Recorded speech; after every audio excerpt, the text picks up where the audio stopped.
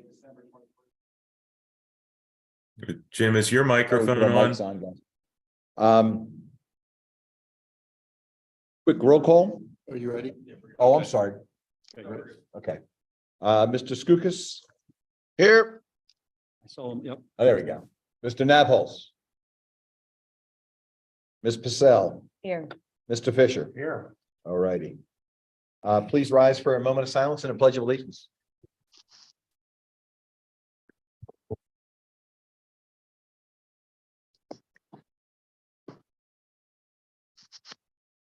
I pledge allegiance to the flag of the United States of America, To the republic for which it stands, one nation, under God, indivisible, with liberty, justice for all.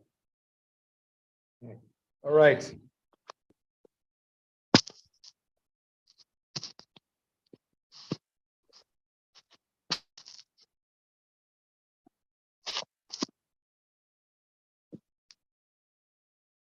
So we need to have I just had a brain cramps. A motion to approve the agenda, right? All right, so, Move to approve the agenda as written. I'll second. okay, motion approved. All in favor? Aye. Opposed? Now I could say motion approved. All right. Well, Stephen stepped out, so we'll hold off on the monthly report. Felt like we should have had a moment of silence for Franco Harris. Yeah. Oh, it's awful. Well, everything going on this weekend too, to celebrate Yeah. what was gonna happen. It's a shame. When I was a kid, we used to listen to Penn State on the radio up in North Jersey. Penn State was our team because Rutgers was horrible. Mhm. So I'm watching, I'm listening to the games. And I'm trying to figure out who this guy is named Frank O'Harris. Right? Like, who's this Frank O'Harris guy? Well, of course, no one knew it was Frank O'Harris. So. Yeah. That was my 10-year-old mindset. Stephen, we're ready for the monthly report? Yeah, so, I think, as you all know, we've been without a finance director, and so I've been trying to manage where we are. So I can give you kind of an update based on October. Yeah. And let you know where we stand, and go from there. I haven't quite started the November's reconciliations yet. I hope to get that done this week, and look at that and get everything uploaded. And But, don't worry about a deep level of detail. yeah, I'm not going to Really go just, into a deep level. I'm going to talk about a couple highlights Yeah. of where I think we are. Good news is I think we're going to end the year in a healthy position. Looking at the end numbers really quickly, right now we have, it sounds bad, but we have revenues of 9.5 million. And we have expenses of 9.8, which normally would be a concern for me.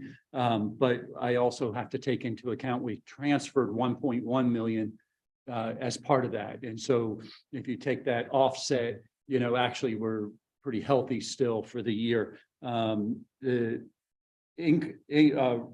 real estate taxes are on target, very typical to where we would be. We're about 54,000 less than what we had budgeted. Which is not unusual at this point. We usually end up right on, and I can tell you, looking at the numbers I've seen for November and December, we're going to probably end up a little bit ahead of what we budgeted, and do that. Real estate transfer tax still continues to kind of lag behind. And so that's a little bit of a concern, but I think that is really what I anticipated as the market has slowed. In that way.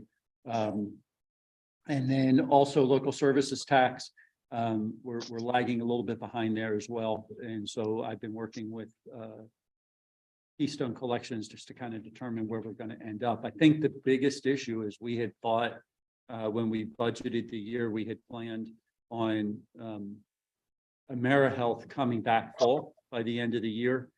I'm hearing they're at about a third capacity right now, and they may never get full. And so they're having a hard time getting their employees willing to come back. And so, which is a very common problem. I mean, this isn't just AmeriHealth. This is lots of. Well, lots of especially places. in jobs like that, those Yeah. folks don't need to come back. Yeah, Because they exactly. can do those jobs remotely and effectively. Yeah. Technology exists. Yeah, and once you've been doing it for 2 years, Going you're on like, 3. why do Yeah. I need to be in the office to do the same thing I can Yeah. do from home? In my pajamas, And it so- helps them retain it too. Yeah, it does. So that's going to be a real question, and it's really going to be an issue. Then how do we look at LST tax across the board and what that means to us? And so it is. I think we're going to be okay, but I think we're going to be just a little short unless something changes heavily in there. The other area that we're behind on at this time of the year, which is typical, is the Comcast. I know that we got the 2 payments. I just haven't gotten them in. But then we don't get the next payments until February, which actually close out the year because they're always about 2 months behind in getting us the franchise fees. Have you seen any change in that? with Streaming? Here's what I'll tell you. You would think we had all the new buildings, and so you would think it's going up. But we also have a lot of people that are cutting the cord.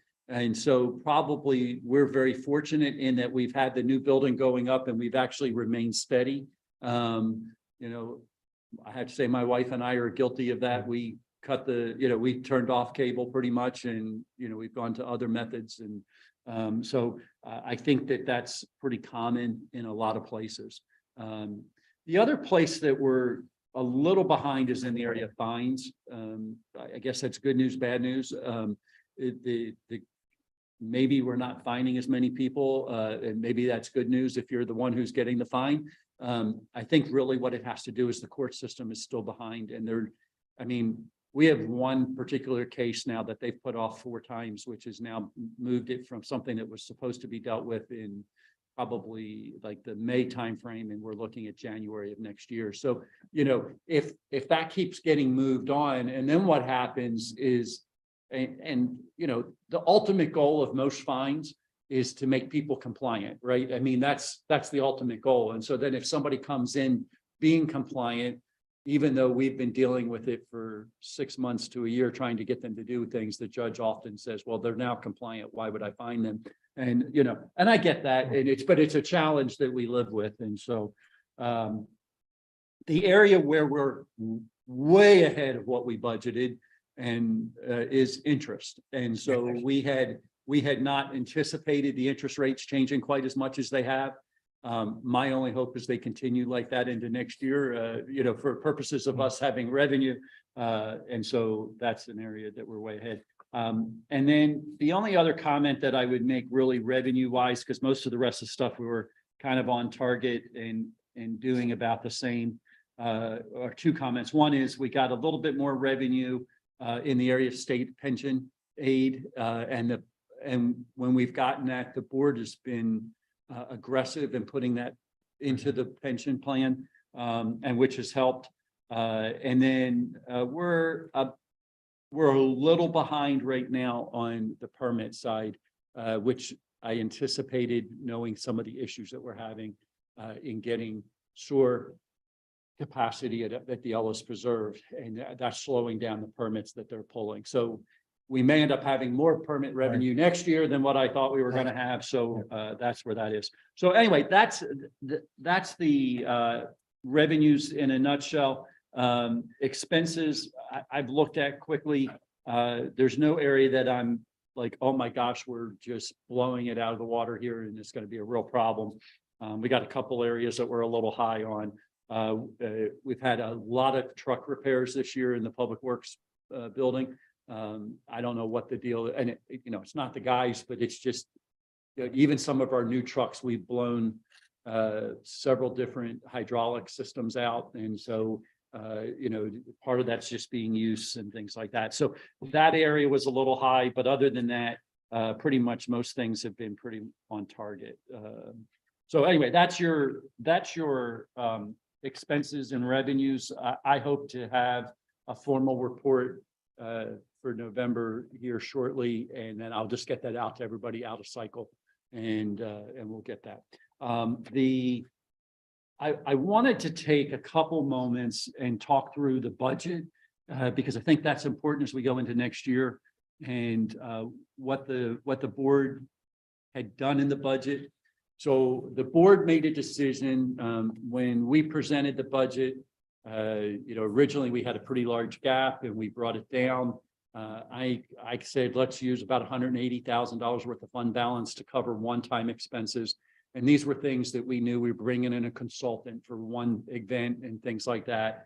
And then we still had a gap of, a little over $300,000 between the revenues and the expenses after we had cut, tremendously back and done some stuff. The board on its meeting in the beginning of the month decided that it did not want to do a 4.5% tax increase. And so it did a 2% tax increase. And we're going to use more fund balance to balance the budget. So that was the decision that was made. So what was on behalf of the finance committee, it's not a personal opinion. Why would they do that? Was it a political thing? I know it does. I don't want to put you in the middle of something, but. Yeah, I mean, here's what I would say. That was the board's action to ask why they would do that. I think you need to ask them. I had shared with them, I thought 4.5% was a responsible way to move forward. Yeah. In light of, it was 4.5%. Excuse me? 2 weeks ago it was 4.5%. Yeah. They changed their mind on it. Yeah. Well, I mean, I think when they advertised the budget, they had no intention of really passing a 4.5%. They gave themselves the room to pass the 4.5% if they wanted to. They're always concerned about doing tax increases. People don't like the word tax increase, and so, I get it. I just think too many towns have, especially in Delaware County, have said, well, we have to have 0 tax increases. Meanwhile, infrastructure falls away. Well, That was our problem on the school board. yeah. It's not easy. You look at some expenses and we just, they're going up and we can't control that. And I can honestly say there is, like, I took out all kinds of things out of the budget this year to make this one work. And when I say take, not that we were trying to overpad the budget before, but, we used to look at what did we think was the worst case scenario when it came to salt usage, and that's what we would budget. And so I made a decision that we were going to budget what we've used the last 3 years as an average. And that's what we took in.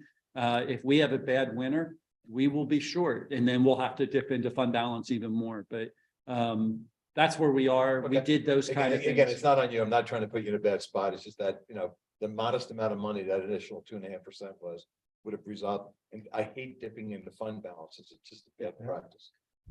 But that's not your decision to make. But I can say that as the chair of the finance committee. That's what we're here for.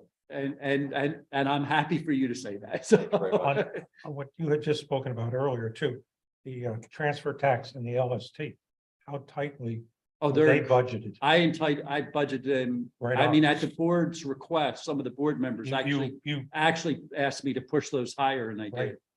Yeah. So we're going to have to watch it next year. It will be probably the first time since I've been here that I anticipate that we'll probably end up not being on the positive side next year, but that's, we'll just see where that goes. I wanted to take just a couple quick minutes and talk about some of the things though that are in the budget, because I think it's important to understand what the budget is buying us, so to speak. Under personnel, we put in a part-time bookkeeper. Actually, board's already given me permission to hire that position, and I have hired that position. And so he started, and we're working on getting him trained and ready to go, and hopefully, in 6 to 7 months, he'll be feeling confident enough to go do the job on his own. But he's making good progress already, so we're working on that. There's just a ton to learn. I have forgotten. Let me just say, I've learned how much I have forgotten over 8 years of not being involved in the books every day. And so there's a lot that we're having to do, and we're getting it done. But so we got a part-time bookkeeper in the budget. The police department, there is a new officer in the budget. And so we're going to finally make our 4 people per platoon finalized. There's also 2 replacement officers in the budget. And what that really has to do with is that we committed to bringing the 2 replacement officers on in January, so that when the 2 officers that leave in June, we will actually hopefully have 2 officers that are ready to be on the street and going. Chris says it really takes 7 years for an officer to be fully trained, and which is a really long ramp up time. So 6 months gets them at least so they know where how the town lays out. Yeah, and it's amazing because some of we're hiring, and sorry about this, Steve. We're hiring people who are like kids, and in regards to that, they're very young men. We've looked, we've had a couple women apply, and we've had some issues, but but in this case, they were young men. When I say young men, they're early 20s. Yeah. And so, and some of it, they have not had that experience on the street yet. And so you said turning on the car, you would think it's not a big deal, but to get all the computers up and how to use the radios, and some of that's the level of training that they're having to do. And so that's just how it is. Imagine the competition. between Yeah. Oh, the competition is incredible right now, And in the regards. salary ranges are crazy. Well, and the other issue is 5 years ago, maybe a little bit longer than that, but within the last 10 years, you went from having 80 applicants to, I think we had less than 20 this time. I think we had Even in a town 14. like this, which would be a coveted job for a policeman. Yes, yes. And so, and I would say since COVID and all of the unrest that happened during COVID with police officers, it's actually worse. And so it's a challenge. And so the good news is that we've found a couple really good folks that meet our qualifications, that we spend a lot of time talking about what's important in culture and what's important as being a team player, bringing people in. And we think we've really found those folks. We ask questions based on that. The good news is we're not civil service, so that we can hire the exact officer we want. We don't just have to hire who has the highest test score. And so, so anyway, all that being said, I think we're moving in the right direction there. Now, are there 2 officers retiring? Is that Yeah, right? 2 officers are retiring. So we're going to have at least 3 new officers next year. We have over the next 5 years, we have a significant number of officers retiring. And so we're trying to work this plan so that at each year we're prepared to have this transition, because if it really does take, and I don't question Chris in this, but for an officer to be fully functional and feel like he's confident or she's confident in everything that they have to face and do, and it takes 7 years to do that, we need to get them in and get them started and do that. So Along that line, Steve, if you go to the website and look at the supervisors meeting, when they do the monthly reports, read the police report. It's interesting. It's, you're in suburbia, great community. I'll tell you, there is There's a still lot stuff. of Yeah, police activity. but the A things lot. they have to respond to. yeah, I Oh, mean, it's amazing. and the really great news is our officers do a lot of foot patrol. Like you don't think about it doing foot No. patrols in Newtown Square, right? But they get out and they walk into the businesses and they do all of those things. They're in the schools, They're present. in addition to all of the calls they're going on. And so, I come downstairs every once in a while and go back into the police department in the evenings when I'm here, just to check to see who's here to say, hi to them. And there's rarely an officer in the station. It's not like they're hanging out here. People think that, maybe they come in and do that. They do not. They're out on the street. They're not pulling doors, checking businesses to make sure they're locked, all of those kind of things. I mean, they're very active in our community, and they're looking around and doing so. They obviously have to sometimes come back and do reports, but they try to spend most of their time out on the street, and I appreciate that. Going down, we've also got a part-time codes person in the budget. Some of the other big things is we put in a grant writer that we were going to outsource to help with our grant writing process. we've looked at a couple other increases in relation to, not that we had planned on them necessarily, but benefit issues where we've had people who have been single and have either gotten married or been single or been married and now have added a child and those kind of things. So those kind of things were built into the budget. The kind of, I think what I would call bigger kind of things that we looked at, there was a couple things in relationship to capital improvement programs. We did those, we put those in for the Public Works Department, the Fire Department, just really getting into this ability to be able to replace vehicles as we need to. And so there's really a lot of things in the budget. I hope you've taken a look at it. If you have any questions, I'd ask you to, just let me know. But I think it's a very, and I'll stick away from how we chose to fund it, but I think it's a very responsible budget for the township for what we're trying to do. And so just letting you know that. And again, I had mentioned we got hit pretty hard on some repairs. And so we had to put some extra money in to handle for repairs again in the public works. What's the latest on your new finance director? Oh, good question. So the board is giving me authorization to put an offer letter out. I haven't gotten the offer letter signed back yet. I think we're going to be really close with that. Good. My understanding is she intends to sign it. We're just working out a few minor details in the process. She's gonna come to work or she wants to do it from home? No, she's going to be Yeah, here. I know. She has 20 years of governmental experience. It's in New Jersey. Actually, in New Jersey, it's an interesting thing. They require their finance people to be certified. So she has passed those tests. So coming in, I'm not so worried about her abilities to do the job. It'll be a matter of her learning the new Pennsylvania codes and the things like that. But I think she's sharp. I think she's a good fit for our team. And hopefully, so where we are in the process, once she signs that letter, we'll begin the background check. Background checks takes 3 to 4 weeks to do. It's a pretty thorough background check. And then once the background check's complete, she wants to give a 3-week notice. She's already told us that, and we've, I'm fine with that. I would have been happy with 4. I just know what the transition is when you're the one on the other end. So I'm looking hopefully somewhere middle to the end of February that she'll be here if everything goes well. And that's where I think we're going to be. So It's great to hear.